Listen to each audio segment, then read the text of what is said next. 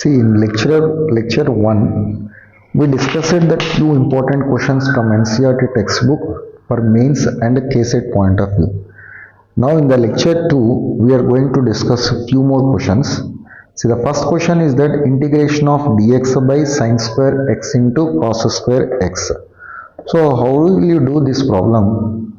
See, integration of 1 by sine square x into cos square x, sine square x into cos square x into dx. You can write that given function as this one. So now what is that value 1? How can we replace in terms of the sine and cos? We know sine square x plus cos square x is equals to 1. Sine square x plus cos square x is equals to, this value is equals to 1. So here in the numerator, you replace 1 with sine square x plus cos square x. Sine square x plus cos square x whole divided by, this value will be sine square x into cos square x. Sine square x into cos square x into dx. After this one, you split this value, that is equals to integration of sine square x whole divided by sine square x into cos square x plus into dx plus integration of cos square x whole divided by sine square x into cos square x. Sine square x into cos square x. Now you see in the first fraction, the numerator and denominator, the common is that a sine square x. In the second one is that a cos square x. Now what is that remaining value? Integration of 1 by cos square x into dx, cos square x into dx plus integration of 1 by sine square x into dx, sine square x into dx. See, integration of 1 by cos square x value will be equals to secant square x into dx plus integration of 1 by sine square x value will be equals to cosecant square x into dx. Integration of secant square x. Integration of secant square x value will be tan x. Integration of cosecant square x will be equals to cot x plus c. So your answer will be integration of tan x minus cot x plus c. So that integration of 1 whole divided by sine square x into cos square x value will be tan x minus cot x plus c. I hope that everyone is very clear this problem. So next one more question we will see. So it is that very easy and important question. See here, this one will be, second question will be integration of sin x whole to the power of 6, sin x whole to the power of 6 whole divided by cos x whole to the power of 8 into dx. See, all of you observe this one. Numerator sin power 6, denominator cos power 8. So suppose if you write the denominator integration of sin x whole to the power of 6 by, here is the denominator cos x whole to the power of 6 into cos square x into dx. So I hope everyone is clear this one. Now after this, you can write that this value will be integration of sin x whole power 6 by cos x whole power 6. That will be tan x whole to the power of 6 into 1 by cos square x value is that what? Secant square x into dx. So already substitution method. So here two different trigonometric functions are there.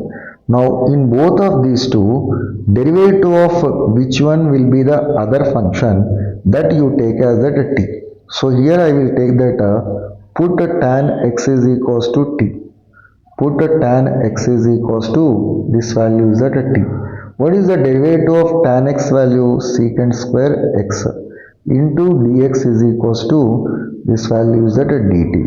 So substitute these values in this one, that is equals to integration of t power 6 into secant square x into dx value is the dt. What is that integration of t power 6? That is the t power 7 by 7. So what is that t value? T is equals to tan x. So our final answer will be tan x whole to the power of 7 whole divided by 7 plus c. So this problem is I hope everyone is clear. See, one more problem. It is also very important for the KCET level. So this one will be equals to integration of e to the power of 6 into log x minus e to the power of 5 into log x whole divided by e to the power of 4 into log x minus e to the power of 3 into log x into dx. So you will be find out that what is that integration of this one. Before going to this problem, you should be recall that two formulas. One formula will be n into log x. This value can be write that log of x to the power of n. This is the first principle. Second one, you know e to the power of log x value will be equals to x. By using these two principles, by using these two, you can calculate this value. That is equals to integration of, the first one will be e to the power of 6 into log x. You can write that log of x to the power of 6 minus e to the power of 5 into log x will write that log of x to the power of 5 whole divided by, this one will be e to the power of 4 into log x can be write that log of x to the power of 4 minus e to the power of 3 into log x will be write that log of x to the power of 3 into dx. Now the next step will be by using the second result, e power log x. See, every term in the numerator and denominator is in the form of e to the power of log x. That value will be x. So this one will be x to the power of 6 minus x to the power of 5 whole divided by x to the power of 4 minus x cube into dx. So now this one, in the numerator you can take that x power 5 is the common. If you take x power 5 is the common, x minus 1 whole divided by denominator you take that x cube is the common, x minus 1 into dx. Now by observing the numerator and denominator, x minus 1 is the common. So here the resultant value will be equals to integration of x power 5 by x to the power of 3 into dx. This value will be equals to integration of x square into dx. What is that integration of x square value? X to the power of 3 by 3 plus c. So your final answer will be x to the power of 3 by 3 plus c. Thank you for watching this video.